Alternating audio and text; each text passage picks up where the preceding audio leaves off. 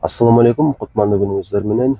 Бүгүн дагы сиздерге ден соолук боюнча маанилүү болгон бир маселени айтып бермекчимин. Андыктан видеону акырына чейин көрүүгө аракет кылыңыздар. Элдин арасында ар кандай оорулар бар жана ошолордун ичинен ушундай бир топ бар. Алар өздөрү эле кыйнала берет да, акыйкатта. Сырттагы адамдар алардын кыйналып жаткандыгын эч убакта сезе алышпайт. Бүгүн дал ошолордун маселесин козгоп бермекчимин. Демек, ал адамдарды мен сүрөттөп берүүгө сиздерге аракет кылайын. Жалпылап айтканда, өтө чоң көйгөй болбойт физикалык денеде. Мисалы, ашказан ичеги, оорут, уйку без, мисалы, өпкө жүрөк баары эле таза. Эч кандай гормоналдык оорулар жок. Бирок ушулардын баары анда бар сыяктуу да. Көпчүлүгүндө ушул дем жетпестик, ушул аба жете албай кыйналуу болот, кысыла берет. Анан зообум бар деп ойлошот.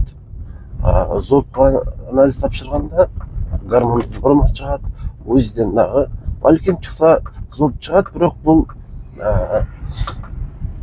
ага бир тоскоол жарата тургандай болбойт да. Мисалы, көпчүлүк эле адамдарда зооб бар, калкан сымал без нормадан чоңураак боло берет. Анан ал адамды дарылаш үчүн сөзсүз түрдө гормондорду көрүш керек. Эгер сизде зооб бар болуп, бирок гормондоруңуз норма чыкчу болсо, анда сизде ушул калкан сымал без боюнча маселе бар деп айта албайбыз. Ушул негизги темадан бир аз четтедик. Ошондо дагы керек болгон нерселерди айтканга аракет кылдым. Демек, зообу чыкса дагы ал адамдарда зооб боюнча маселеси болбойт. Анан бирок аба жетишпегени токтобойт. Жана бул дем кысылуу сөзсүз эле зообтон болбойт да, ушундай риск алып коелу. Анан жүрөк ооругандай болушу мүмкүн. ЭКГ кылынат, эхо кылынат, аппараттарга түшүп, жада калса холтерден дагы өтөт да. Бирок жүрөк бир калыпта эле соғуп жаткан болот. Жүрөк боюнча маселе жок.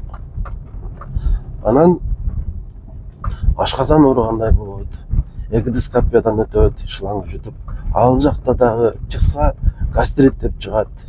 Бирок бул дагы организмдин бир аз картайып баштаганын эле билдирген белги. Мисалы, сиз азыр ушул барып ушул экодоскопиядан өтө турган болсоңуз, сиздики деле гастрит деп чыгышы мүмкүн. Анткени 25 жаштан өткөндөн кийин адамдын организми картайып баштайт. Бардык эле аппараттарга текшерилгенде кандайдыр бир оорулар чыгат. Мисалы, холецистит чыгып калышы мүмкүн. Бул сизге өкүм эмес да, мен ошону жеткиргим келип жатат. Ошол сыяктуу эле ошол топтогу адамдар барып текшерилгенде гастрит деп чыккан болсо, ал ошого ишенет толук кандуу. Демек, менин ашказаным ооруйт жана сөзсүз дарыланышым керек дейт. Дарыланат дагы, бирок майнап чыкпайт. Ашказан ооруганы калбайт. Өйдө да айтылгандай, аба жетишпегени дагы токтобойт, жүрөк ооруганы дагы токтобойт, ашказан ооруганы дагы токтобойт.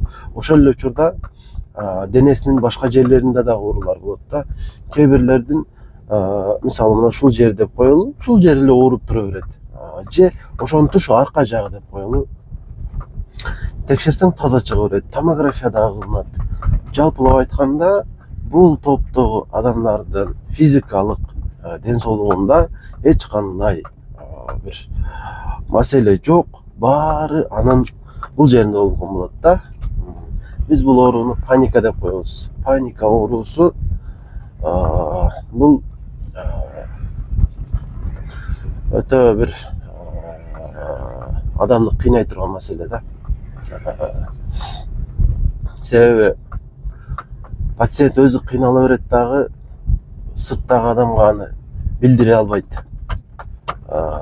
Жана ушул көйгөйдү карай турган дарыгерди биз психиатр деп коебуз. Психиатрга барсаңыз, сизге бул көйгөйдөн чечим таап берген аракет кылат. Албетте ошол эле паника болгонуна карабай кошумча ооруңуз деле болушу мүмкүн. Мисалы бөйрөгүңүз оорушу мүмкүн, жейчегилер оорушу мүмкүн, 12 чегиде жара болушу мүмкүн, экөө кошул ташыл болуп калышы мүмкүн да. Сөзсүз эле паникасы болсо эле эч кандай оорусу болбойт деген сөз эмес. Эми жалпылап айтканда текшерилгенде жакшы чыгып жатабы, демек баары эле жакшы. Эгер мисалы панкреатит деп чыккан болсо, демек панкреатит чын эле бар. Ага дагы бир аз дарыланыш керек болот. А негизги оору паника боюнча кала берет да. Ушул темада мага дээрлик 2 жылдан бери деп коелу өтө көп бейтаптар кайрылган. Жана колдон келишинче баарына жардам берген аракет кылдым. Анан албетте жакшы болуп кеткендер бар. Дагы деле кыйналып жүргөндөр дагы бар. Анан жалпы эле бейтаптардын ушул орунда бир кемчилигин айтып өтөйүн да. Алдыңа келгенде көрүнгөнү келет дагы, кандайдыр бир дарыларды жазып бересиң, лечение жазып бересиң, 1 айдан кийин кайра байланыш дейсиң, бирок кайра байланышпайт да. Ушул бейтаптардын эң чоң кемчилиги. Анткени врач айтып атабы, 10 күндөн кийин же 20 күндөн кийин кайра байланышың деп, же болбосо кайра келиң деп. Сиздин ушул дарыланууңуздун кандай болгонун көргөнү чакырат да. Жана андан ары дагы ошол кошумча көрсөтмө бериш керек. Ошол максатта чакырат. Андыктан эгер сизде 10 күндөн кийин келип кет, же 1 айдан кийин келип кет деп дарыгериңиз айта турган болсо, сөзсүз түрдө айтканын аткарыңыз. Жөндөн жөн бул нерсени сиздерге табыштабайт да. Кайра келгендер тезирээк жакшы болуп кетти, ыктымалдыгы көбүрөөк болот. Анан дагы бир нерсени сиздерге айтып өтөйүн. Оору бул кыска убакыттык нерсе эмес. Мисалы 10 күндө толук айыгып кетем деп үмүттөнбөш керек. Же 1 айда. Оору сиз менен көпкө чейин жашайт. Айрым оорулар балким 2 айда. Мен ашказан ичегилери ооругандарды 2 айга чейин дарылайм да. Жакшы натыйжа болуп көрүндүрөт. Анан оңой жол издебеңиздер. Мисалы сикори дейт атам, мен ушул нерсе мен сахарым азайтабы деп айтып калышат. Албетте жардам тиеши мүмкүн. 0,5% деп коелу, бул эске албай турган деңгээлде. Диабет болсоңуз, сөзсүз түрдө диабеттин дарыларын ичиш керек болот. Ошол эле орунда диетаны дагы жакшы аткарыш керек болот. Ошондо сиз ошол диабетти жеңип аласыз. Анан жанагы тема, оору сиз менен аз дегенде 10 күн жашайт. Күнгө эле грипп алсак 10 күнгө чейин жашайт. Денеңиздин бир жери кесилсе дагы жок дегенде 1 жумага барып айыгасыз. Ошондуктан тез айыгууга аракет кылбай эле коюңуздар. Кыйналсаңыздар дагы дарыгер жазып берген нерселерди аткарып, кайра алдына барып көрүнүп туруңуздар. Ошондо буюрса сиздерде айыгуу жакшы болот. Анан айрым оорулар өмүр бою сиздер менен чогуу жашайт. Буга текке каршы сабыр кылышка туура келет. Мисалы диабет. Анткени бул артка кайтып жоору эмес да. Бирок азыркы учурда диабет бул мындайча айтканда жашоо образы, башкача бир жашоо образы катары эле каралып калды. Жана дагы бир маселе, артроз. Ал дагы артка кайтпайт.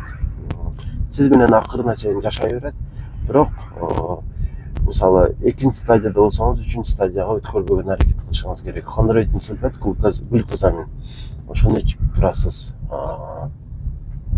Ошо сыңар эле ушул паника оорусу дагы сиз менен көпкө чейин жашайт. Балким жарым жылда, балким 1 жылда жакшы болосуз. Дарылануу эң тез дегенде 4 айда жыйынтыгын көрсөтүп баштайт да. 4 айда. Ансыз эме болбойт. Сиздин милдетиңиз дарыгерге ишенип, анын айткандарын аткарып туруу. Ошондой кыла турган болсоңуз, жан кыйнаган азаптан бара-бара кутуласыз. Ушул паника оорусу боюнча, деги эле ден соолукка байланыштуу ар кандай маселе боюнча Менден кеңеш алгыңыздар келсе, номерин билесиздер, дагы бир ирет айтып өтөйүн. Ушунусу дагы 0504 44 55 28. Аксон клиникасында иштейм. Көрүнгөнү келсеңиздер болот. Аксон клиникасы Ош шаарында. Ошол эле учурда көптөн бери 10 күндүк дарылануудан өтө элек болсоңуз, келип дарыланып кетсеңиздер дагы болот. Менин ушул башка дарыгерлерден өзгөчөлүгүм жалпылап караган аракет кылам да.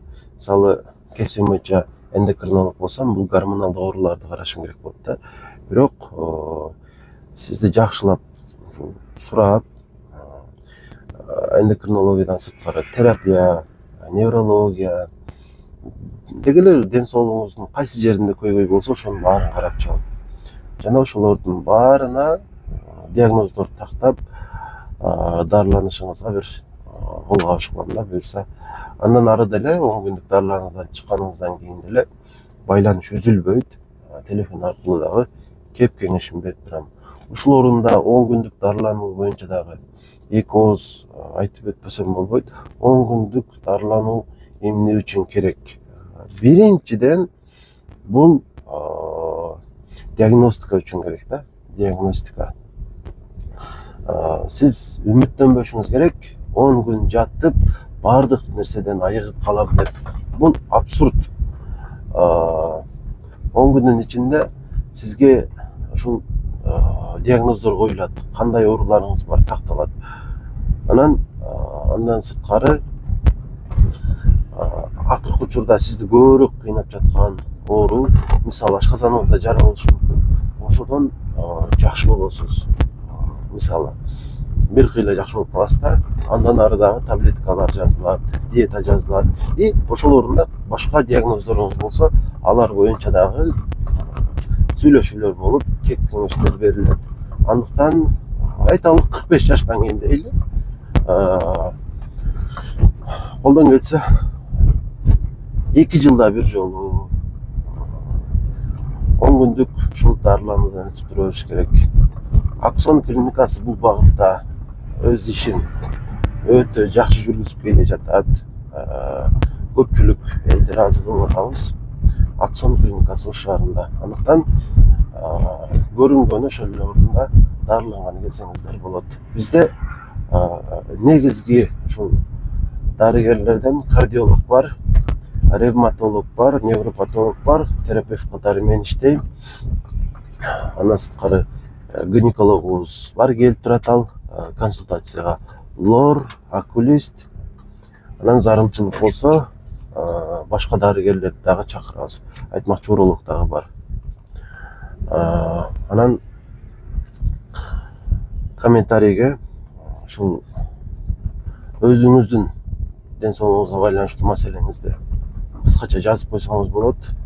Мисалы, менде гастрит бар, менде эзофагит бар, менин башым ооруйт деп кыскача жазып койсоңуз, мен бул нерсеге албетте жооп бергенге мүмкүнчүлүк таба албайм.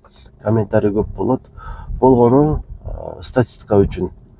Мисалы, бир 20 комментарий окуган болсом, ошонун ичинен кайсы оору көбүрөөк козголгон болсо, мисалы, ашказан оорусу болсо, же боор оорусу болсо, ошол боюнча ушундай видео материал даярдап сиздерге маалымат берем да. Ошондуктан өзүңүздүн көйгөйүңүздү комментарийге жазып койсоңуз болот. Анан ушул орунда мага ыраазычылык билдирген, жакшы тилектерин айткан бардык ушул сөздөргө мен ыраазычылык билдирем.